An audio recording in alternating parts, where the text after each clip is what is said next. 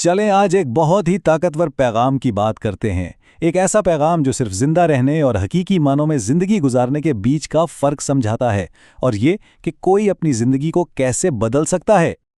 तो इस सफर की शुरुआत होती है एक बहुत ही बुनियादी सवाल से।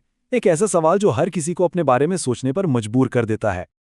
और सवाल ये है कि क्या हम वाकई जी रहे हैं या बस जिंदा हैं? ये सिर्फ एक जुमला नहीं है, ये एक आईने की तरह है जो हमें हमारी हकीकत दिखाता है। क्या हमारी जिंदगी का कोई मकसद है या हम सिर्फ दिन काट रहे हैं? और देखें, ये सवाल इसलिए अहम है क्योंकि हम सबको जिंदगी में कुछ चीज़ें चाहिए होती हैं, है ना? जैसे कि आज़ादी, खुशी, इज्जत। हम सब एक ऐसी जिंदगी चाहते हैं जो हमें वाकई जिंदा महसूस कराए। तो असल सवाल ये है कि क्या हम ऐसी जिंदगी बनाने के लिए कुछ कर भी रहे हैं? तो अब आते हैं इस पहली और सबसे बड़ी रुकावट पर, जिसे ये माखज़ उजागर करता है, वक्त के बारे में हमारी ख़तरनाक गलतफहमी और उसकी नाकदरी। ये बात हम सब कितनी आसानी से कह देते हैं, हाँ हाँ कल कर लूँगा। लेकिन यहाँ एक बहुत गहरी बात की गई है कि टाल मटोल सिर्फ एक बुरी आदत नहीं, बल्कि ये खुद को दिया जाने वाला एक धोखा है। हर बार जब हम कल कहते हैं तो हम अपनी ज़िंदगी का एक दिन ज़ाया कर रहे होते हैं। ये एक बहुत सख्त लेकिन सच्ची वार्निंग है। ये माखज़ वाज़े करता है कि वक्त कोई बेजान चीज़ नहीं जिसे हम ज़ाया कर रहे हैं, बल्कि ये एक ऐसी ताकत है जो हर गुज़रते लम्हे हमारी ज़िंदगी को ख़त्म कर रही है। और ये बात बिल्कुल ऐसे ही है। बहाने अंधेरे की तरफ ले जाते हैं और अमल रोशनी की तरफ। दुनिया को हमारे बहानों से कोई मतलब नहीं, उसे सिर्फ नतीजे चाहिए।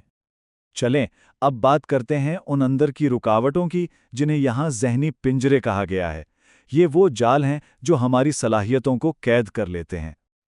ये हैं वो 4 बुनियादी जाल जिनका जिक्र यहाँ किया गया है। कंफर्ट जोन हमें आगे बढ़ने नहीं देता, दूसरों पर इल्ज़ाम लगाना हमें जिम्मेदारी लेने से रोकता है, मवाजना करना हमारी खुशी छीन लेता है, और नाकामी का डर, वो तो हमें कोशिश ही नहीं करने देता। जिंदगी में ना रोज़ एक जंग चलती है हमारे अंदर ही। एक तरफ सुस्ती होती है जो कहती है मैं थक गया हूं, और दूसरी तरफ कुछ करने का जज्बा होता है जो कहता है नहीं, मुझे अभी और आगे जाना है। इसको समझने के लिए ये मिसाल बहुत ज़बरदस्त है। हमारे अंदर 2 भेड़िए हैं, एक है डिस्ट्रैक्शन का, दूसरा है फोकस का। और जीतता हमेशा वही है जिसे हम ज़्यादा खाना खिलाते हैं। क्या हम अपना वक्त स्क्रोलिंग और गपशप में ज़ाया कर रहे हैं या कुछ नया सीखने में लगा रहे हैं? तो ये विल पावर या कुव्वत इरादी है क्या चीज़? बहुत सादा, सही काम करना भले दिल ना भी चाह रहा हो। ये कोई मूड नहीं, ये एक डिसिप्लिन है। तो अहम नुक्ता ये है, बहुत ज़्यादा सोचना और तज्जिया करना भी दरअसल डर की ही एक शक्ल है। माखिस के मुताबिक असल कामयाबी सोचने में नहीं बल्कि अमल करने में है। तो इन जहनी पंजरों से निकलने का रास्ता क्या है? पहला कदम, अपनी कहानी कबूल करें लेकिन खुद को मजलूम ना बनाएं। दूसरा, किसी की इजाज़त का इंतज़ार न करें, खुद को चुनें।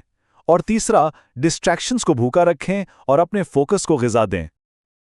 और अब आते हैं सबसे अहम हिस्से पर, अब की ताकत, यानी द पावर ऑफ नाउ, वो लम्हा जो अभी हमारे हाथ में है। ये बात थोड़ी कड़वी है लेकिन सच है। जब हम कहते हैं ना मैं ये बाद में करूंगा, तो इसका असल मतलब होता है कि मैं ये करना ही नहीं चाहता। ये सिर्फ एक बहाना होता है। और ये लाइन तो पूरे पैगाम का निचोड़ है। अभी किया गया एक छोटा सा काम बाद के 100 परफेक्ट प्लान से कहीं बेहतर है। बस शुरू करना जरूरी है। याद रखें, तरक्की और कामयाबी हमेशा आराम के दायरे से बाहर कदम रखने से ही मिलती है। अगर कोई रिस्क नहीं तो कोई एडवेंचर नहीं, कोई ग्रोथ नहीं और कोई कहानी भी नहीं। और आखिरी बात, और शायद सबसे ताकतवर बात, किसी को परवाह नहीं है।